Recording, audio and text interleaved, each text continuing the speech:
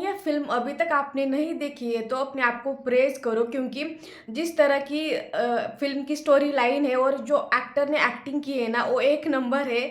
और उस एक्टिंग को देखने से आप बच गए तो आप भगवान को शुक्रिया कर ही सकते हो। ये फ़िल्म जो नादानिया है नेटफ्लिक्स के ऊपर ओटीटी के प्लेटफॉर्म में रिलीज़ की गई थी, क्योंकि करण जौहर को पहले ही पता था कि जो उनके नेक कीड़ है वो किस तरह के एक्टिंग करते हैं, तो इसलिए उन्होंने कोई रिस्क नहीं लिया और पहले ही उन्होंने ओटीटी पे ये फिल्म को रिलीज़ किया है। लेकिन रिलीज़ करने के बाद हम लोगों के पास बहुत ज़्यादा पैसा हुआ था और टाइम तो क्या ही बोले, टाइम तो इतना था कि हम नादानिया जैसी फिल्म देखने चले गए और अपना पैसा और टाइम दोनों ही बर्बाद करके आए हैं। तो आपका भी वो टाइम और सबसे कीमती जो होता है, सबके पास टाइम ही होता है और टाइम और पैसा दोनों ही बचे, इसलिए ये चीज़ें अभी बोलनी बहुत ज़रूरी हो गई है। क्योंकि हमारा तो गया है तो छोड़ दो, उसका भी वो तो रिटर्न नहीं आ सकता। टाइम पैसे तो आ सकते हैं लेकिन टाइम तो नहीं आ सकता। तो आपका ऐसा ना हो, इसीलिए ये वीडियो पूरा देखना।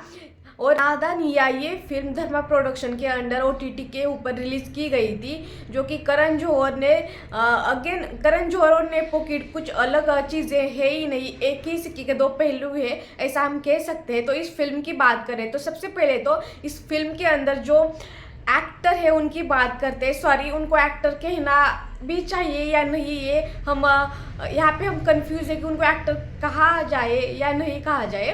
तो सबसे पहले तो खुशी कपूर और इब्राहिम, जो कि किंग खान का बेटा है, उनकी बात करते हैं, उनके एक्टिंग की बात करते हैं। तो खुशी कपूर के बैक टू बैक 3 फिल्में उन्हें अभी मिल चुकी है। और लेकिन उनको तारीफ़ करना पड़ेगा जिस तरह से उन्होंने एक्टिंग की है, क्योंकि जो एक्टिंग उन्होंने फर्स्ट फिल्म में की थी, सेम वही एक्टिंग थर्ड फिल्म में भी की गई है। और आपने उनके टीज़र के नीचे के जो कमेंट है, आप प्लीज़ एक बार जाके पढ़ लेना, आपका इंटरटेनमेंट वहीं पे हो जाएगा, आपको फिल्म देखने की कोई ज़रूरत नहीं पड़ेगी। क्योंकि जो उस फिल्म के टीज़र को या ट्रेलर को जो फिल्म देख के आए हैं उनका ओपिनियन आप सुन लेना, आपको वो फिल्म देखने की कोई ज़रूरत नहीं पड़ेगी, आपके पैसे और टाइम दोनों बच जाएगा। और वहाँ पर क्या क्या उनको बोला गया है कि जो वो पूरी फिल्म को एक ऐड बना दिया उन्होंने, एक टूथपेस्ट वाला ऐड बना दिया। और सबसे बेहतरीन खुशी कपूर की एक्टिंग, बंदे की थर्ड फिल्म उनको मिल चुकी है और बैक टू बैक उनको थर्ड फिल्म मिल चुकी है, और उसके अंदर एक्टिंग 0% एक्टिंग थी। और वहाँ पर जो उनकी एक्टिंग से मतलब रोने वाली एक्टिंग देख लो, कुछ भी एक्टिंग देख लो, कुछ एक्टिंग है ही नहीं बंदी के अंदर। उनकी मतलब उनके घर के अंदर उनकी माँ की एक्टिंग देख सकते हो आप, मतलब वो उनके एक डायलॉग के ऊपर इतने लोग फिदा है, और वहाँ पर बेटी की एक्टिंग क्या कर सकते हैं। जो करण जौहर ने इसको लॉन्च किया है, she is a very beautiful soul, but acting के मामले में जीरो है।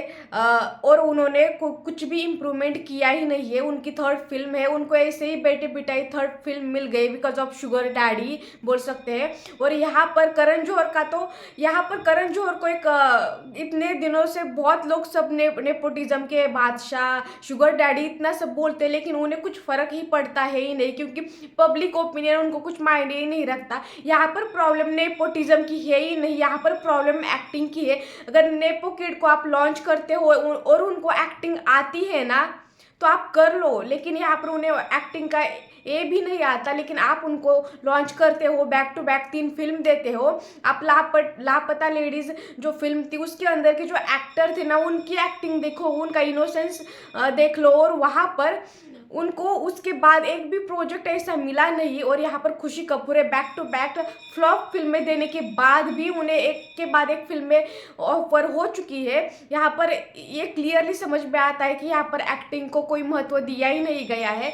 और इब्राहिम की बात करें तो उसको एक शो पीस की तरह यूज़ करते हैं, जिस तरह से हीरोइन को यूज़ करते थे, अभी उस फिल्म के अंदर उसको यूज़ किया है। बस यही उसका पूरे फिल्म के अंदर उसका योगदान है, यही कह सकते हैं। सबसे इस फ़िल्म का सबसे नेगेटिव पॉइंट उन दो लोगों की एक्टिंग है, जो फ्लॉप एक्टिंग कह सकते हैं। दो लोगों की फ्लॉप एक्टिंग है। और फ़िल्म की स्टोरी की बात करें तो स्टोरी भी एकदम नॉर्मल सीधी-सादी है। मतलब धर्मा प्रोडक्शन एक वक़्त पे इतनी अच्छी फ़िल्में देने के बाद अभी उसकी फ़िल्म की स्टोरी क्या है कि बहुत ही अमीर बाप की बेटी है, उसको वो अपने दोस्तों के बीच में शो ऑफ करने के लिए उसको किराए का बॉयफ्रेंड चाहिए, और वो बॉयफ्रेंड वो बनाती है नकली, और उनका कॉन्ट्रैक्ट बेस्ड बॉयफ्रेंड होता है। और ये कॉन्ट्रैक्ट खत्म होते ही उनको प्यार होने लगता है, तो उनका पैचअप हो जाता है, उनका ब्रेकअप हो जाता है। उसके बाद एंडिंग में सब एक साथ आ जाते हैं। लेकिन यहाँ पर जो खुशी की माँ होती है उसको प्रॉब्लम होती है कि अपने बराबर का लड़का क्यों नहीं है, इतना गरीब और मिडिल क्लास लड़का क्यों तुमने चूज किया। और यहाँ पर उनके हिसाब से, मतलब धर्मा प्रोडक्शन के हिसाब से, गरीब बॉयफ्रेंड की व्याख्या क्या है। गरीब बॉयफ्रेंड मतलब जो उसका बॉयफ्रेंड होता है ना, वो उस सिटी का, उस शहर का सबसे अमीर डॉक्टर का बेटा होता है। उसकी माँ सबसे अमीर कॉलेज में टीचर होती है, उनका खुद का एक बंगलो होता है। और उस लड़के को उनके यहाँ पे मिडिल क्लास बोला जाता है उनकी फिल्म के अंदर। तो ऐसी स्टोरी आप दिखाओगे तो एक मिडिल क्लास फैमिली कैसे उस स्टोरी को मतलब उस स्टोरी से कैसे रिलेट कर पाएगी। मिडिल क्लास का मतलब आप जानते हो, इनके हिसाब से मिडिल क्लास मतलब इतने बड़े बंगलों के अंदर रहने वाला लड़का मिडिल क्लास है।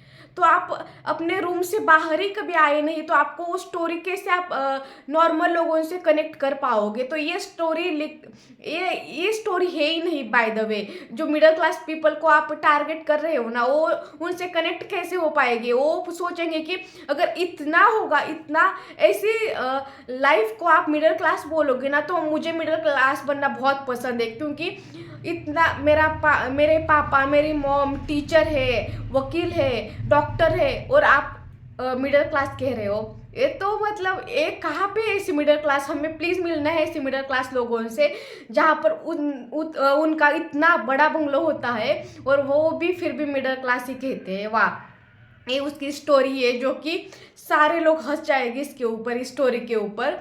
तो बेसिकली स्टोरी लाइन भी जीरो है, और वहाँ पर कुछ एक्स्ट्रा कुछ यूनिक है ही नहीं। आजकल लव स्टोरी से ज़्यादा थ्रिलर या सस्पेंस वाली मूवी चलती है, और यहाँ पे ये स्टोरी के ऊपर भी उनका अच्छे से हो सकता था। लेकिन लापता लेडीज को देख लो, वो भी एक लव स्टोरी थी लेकिन बहुत यूनिक थी। उनका जो परफॉर्मेंस था, बेसिकली एक्टर का परफॉर्मेंस था ना, नेक्स्ट लेवल था।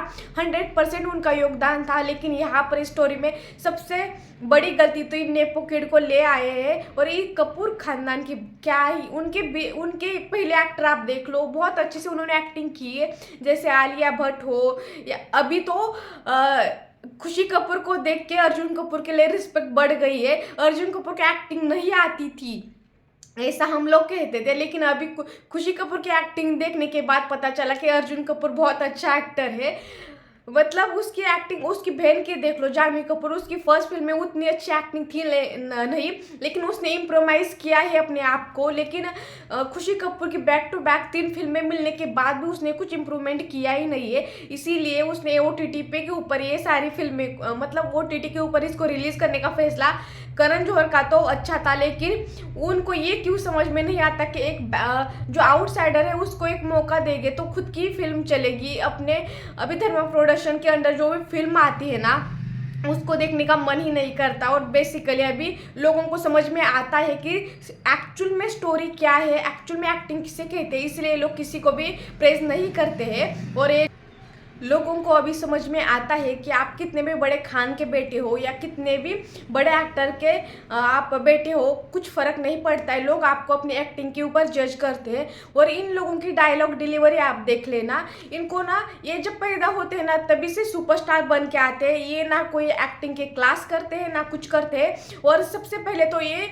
पूरा इनका जो भी स्कूलिंग होता है, जो भी पूरा सब अपब्रिंगिंग होता है ना, वो पूरा इंग्लिश मीडियम में होता है। उनको हिंदी का एच भी नहीं आता है, लेकिन फिर भी इन्हें पूरा उनका करियर हिंदी मीडियम में करना है। लेकिन इनको पूरा उनका नॉलेज, उनका स्कूलिंग इंग्लिश मीडियम में करना है। और वहाँ पे उनकी डायलॉग डिलीवरी भी पूरी जीरो है। उनके एक्सप्रेशन आप देख लो, बिल्कुल भी अच्छे नहीं है। उनके पास इतने पैसे हैं जो एक्टिंग का सीख लो और फिर आ जाओ। लेकिन इनका है कि हम तो इनका सबसे पहले तो इनका जो भी बॉलीवुड का जो कपूर खानदान, भट्ट खानदान, जो खान लोग हैं, इन ये जो ना अपनी लेगेसी को आगे बढ़ाना चाहते हैं। अभी ये बहुत ही अच्छा समय है कि जो एक्टर लोगों के बच्चे हो कोई और प्रोफेशन में जा सकते हैं। ऐसा है क्यों है कि एक्टर के बच्चे एक्टर ही बनना चाहिए। तो ये तो जो उनका है ना, वो चाहते हैं कि अपनी लेगेसी आगे बढ़े और अपना नाम इस इंडस्ट्री में ऐसा ही रहे।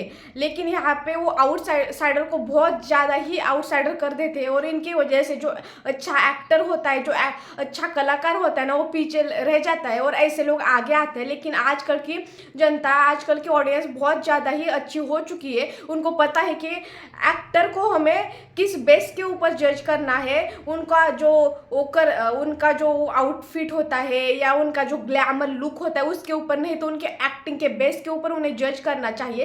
ये आजकल की ऑडियंस को समझ में आ चुका है, इसलिए ऑडियंस इनका कुछ भी नहीं लेगी और इनको उनके एक्टिंग के बेस के ऊपर ही नंबर देगी। तो ये बहुत अच्छी बात है। आप भी ये फिल्म नादानियाँ इन सारे वीडियो के अंदर जो आपने अभी तक मैंने बताया ना, उसके बावजूद देखना चाहते हैं ना, तो प्लीज़ आप देख सकते हो। और देखने के बाद मुझे कमेंट में आके बताना कि आपको फिल्म कैसी लगी, कैसी नहीं लगी। तो इस वीडियो के ऊपर आपका क्या कहना है कमेंट सेक्शन में ज़रूर बताना। वीडियो पसंद आए तो लाइक शेयर सब्सक्राइब करना भी मत भूलना।